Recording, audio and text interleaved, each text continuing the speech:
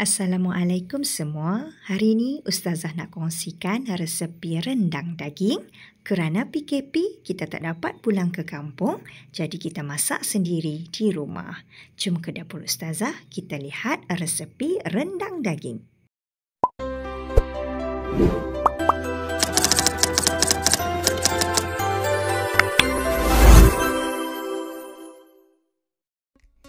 Kita masak dahulu air gula, masukkan setengah cawan air putih dan setengah cawan gula merah ke dalam periuk.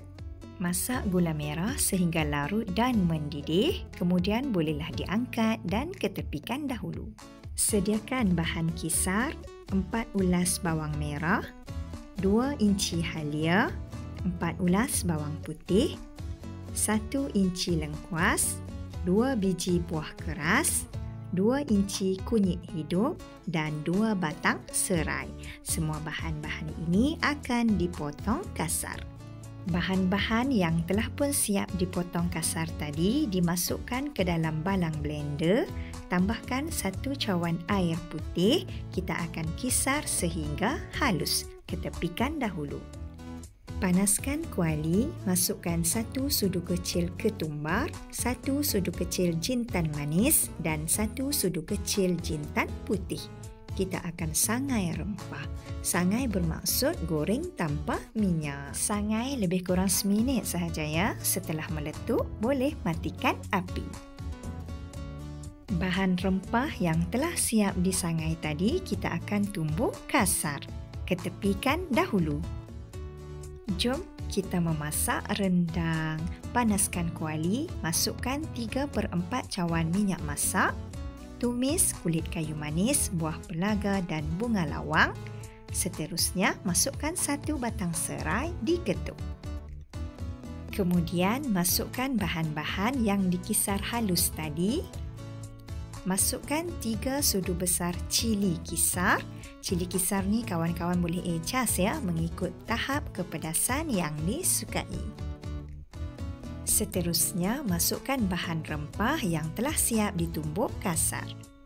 Untuk memasak rendang, pastikan kawan-kawan memilih kuali yang bertutup ya kerana bahan tumis akan merecik. Kita akan masak bahan tumis sehingga naik minyak lebih kurang 3 minit. Tutup dahulu tudung kuali. Nampaknya bahan tumis telah pun naik minyak. Kawan-kawan perlu kacau selalu ya supaya tidak hangit dan berkerak di bahagian bawah. Seterusnya, bolehlah dimasukkan daging lembu. Kali ini Ustazah gunakan setengah kilo daging lembu dihiris nipis. Barulah mudah ya untuk kita makan bersama dengan lemang dan ketupat. Gaul-gaulkan daging supaya sebati dan mesra bersama dengan bahan tumis. Ustazah tak tambahkan air ya. Tutup dahulu tudung kuali. Sepanjang proses memasak rendang, pastikan kawan-kawan kacau selalu ya.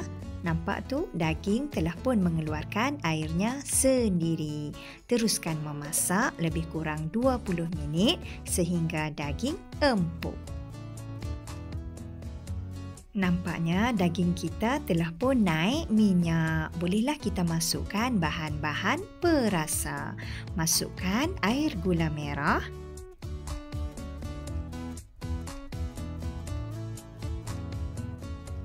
Masukkan 1 sudu besar kerisik, 1 sudu besar sos tiram, 1 asam keping, setengah cawan santan pekat, garam dan serbuk perasa.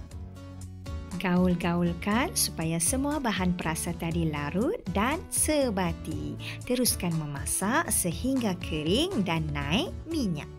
Nampaknya rendang daging kita telah pun masak. Nampak tu dah naik minyak. Cantik kan? Akhir sekali taburkan daun kunyit dipotong halus. Rendang kali ini Ustazah gunakan setengah kilo daging sahaja. Kalau kawan-kawan nak banyak, boleh gandakan bahan.